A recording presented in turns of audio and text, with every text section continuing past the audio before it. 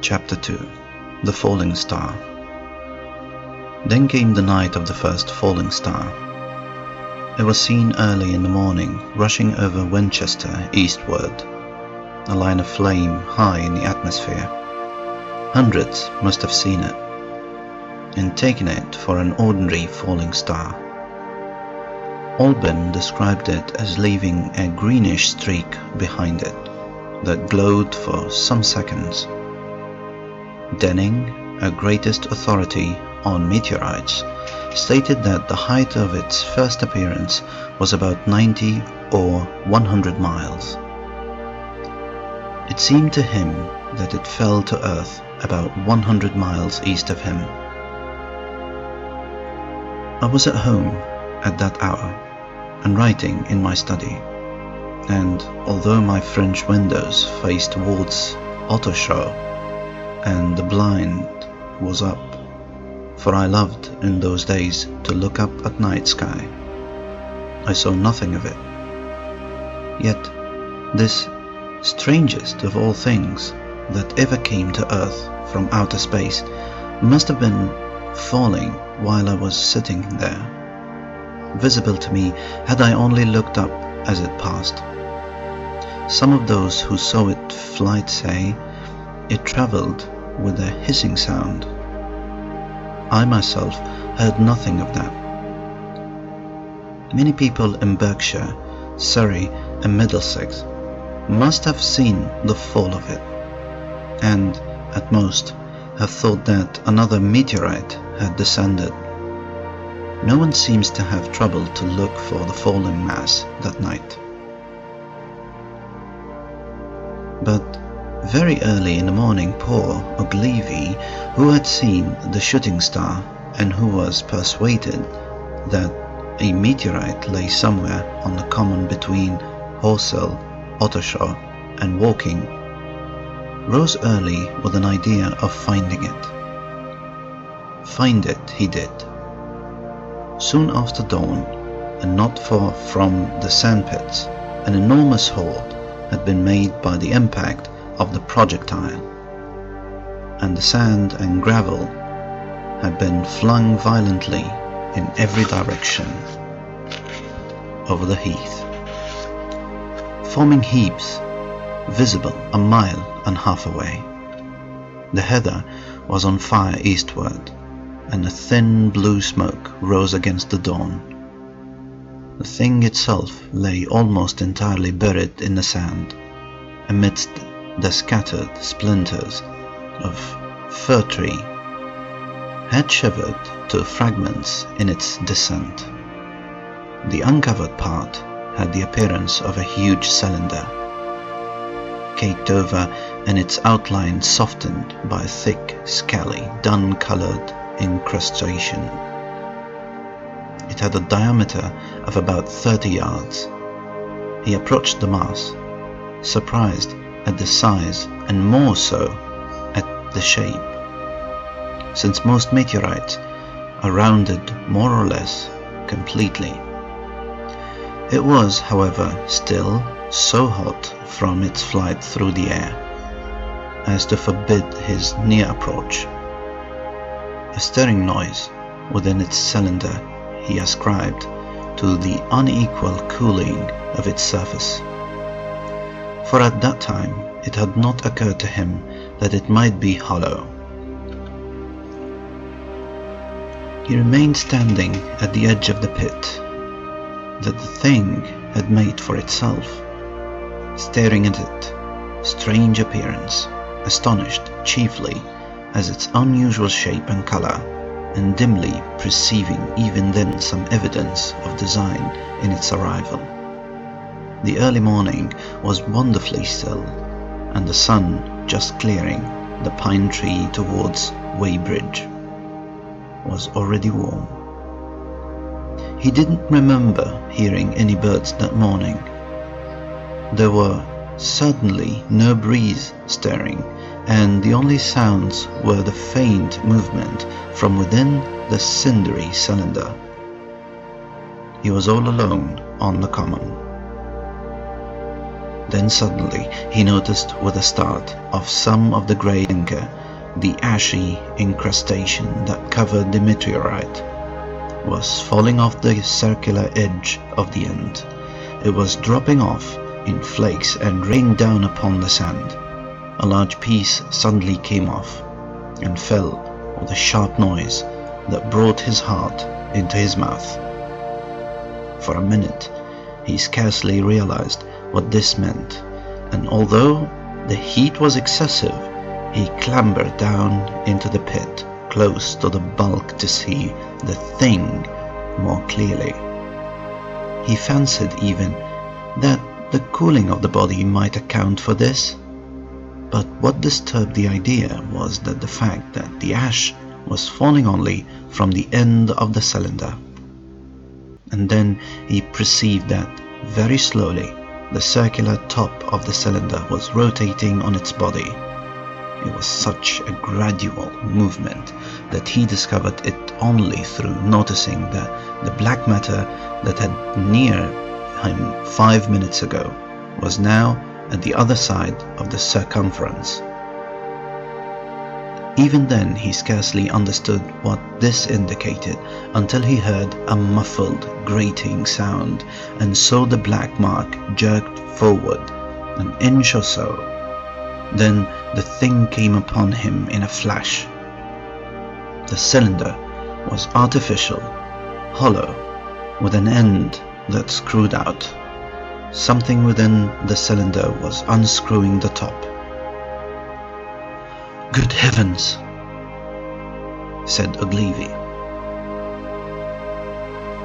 "There is a man in it. Men in it, half roasted to death, trying to escape." At once, with a quick mental leap, he linked the thing with the flash upon Mars. The thought of the confined creature was so dreadful to him that he forgot the heat and went forward to the cylinder to help turn. But luckily, a dull radiation arrested him before he could burn his hands on the still glowing metal. At that he stood irresolute for a moment, then turned, scrambled out of the pit, and set off running wildly into walking. The time then must have been somewhere about 6 o'clock. He met a wagoner and tried to make him understand, but the tale he told and his appearance was so wild, his hat had fallen off in the pit, that the man simply drove on. He was equally unsuccessful with the potman, who was just unlocking the doors of the public house by Horsell Bridge. The fellow thought he was a lunatic at large, and made an unsuccessful attempt to shut him into the tap-room. That sobered him a little, and when he saw Henderson, the London journalist, in his garden, he called over the paling and made himself understand. "Henderson," he called, "you saw that shooting star last night?" "Well," said Henderson, "it's out on Horsell Common now." "Good Lord," said Henderson. "Falling meteorite, that's good." "But it's something more than a meteorite. It's a cylinder, an artificial cylinder, man, and there's something inside." Henderson stood up with his spade in his hand. "What's that?" he said. He was deaf in one ear. Ogilvy told him all that he had seen. Henderson was a minute or so taking it in. Then he dropped his spade, snatched up his jacket, and came out into the road.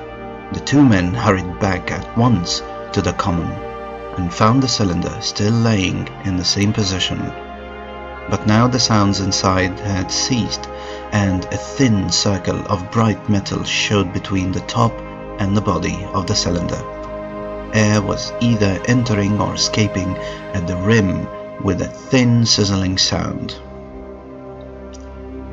They listened, wrapped on the scaly burnt metal with a stick and meeting with no response, they both concluded the man or men inside must be insensible or dead. Of course, the two were quite unable to do anything. They shouted consolation and promises and went off back to the town again to get help. One can imagine them, covered with sand, excited and disordered, running up the little street in the bright sunlight just as the shop folks were taking down their shutters and people were opening their bedroom windows. Henderson went into the railway station at once in order to telegraph the news to London. The newspaper articles had prepared men's minds for the reception of the idea. By 8 o'clock, number of boys and unemployed men had already started for the common to see the dead men from Mars. That was the form of the storybook. I heard of it first from my newspaper boy about 9:15 when I went out to get my daily chronicles. I was naturally startled and lost no time in going out and across Ottershaw Bridge to the sandpits. Chapter 3. On Horsell Common. I found a little crowd, perhaps 20 people, surrounding the huge hole in which the cylinder lay. I've already described the appearance of that colossal bulk, embedded in the ground. The turf and gravel about it seemed charred as if by sudden explosion. No doubt its impact had caused a flash of fire.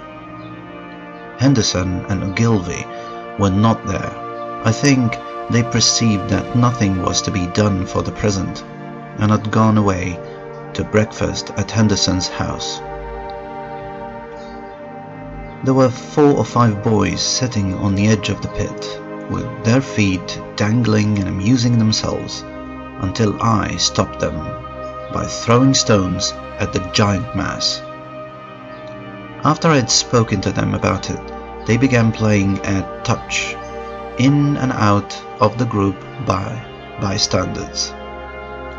Among these were a couple of cyclists, a jobbing gardener I employed sometimes, a girl carrying a baby, Greg and the butcher and his little boy, and 2 or 3 loafers and golf caddies who were accustomed to hang about the railway station.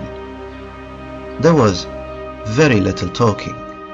Few of the common people in England had anything but the vaguest astronomical idea in those days. Most of them were staring quietly at the big table-like end of the cylinder, which was still as Ogilvy and Henderson had left it. I fancy the popular expectations of a heap of charred corpses was disappointed at this inanimate bulk. Some went away while I was there, and other people came. I clambered into the pit and fancied I heard a faint movement under my feet.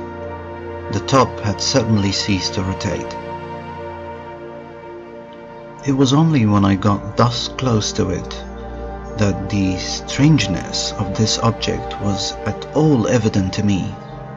At the first glance, it was really no more exciting than an overturned carriage or a tree blown across the road. Not so much so, indeed. It looked like a rusty gas float. It required a certain amount of scientific education to perceive that the grey scale of the thing was no common oxide, that the yellowish white metal that gleamed in the crack between the lid and the cylinder had an unfamiliar hue. Extraterrestrial had no meaning for the most of the onlookers.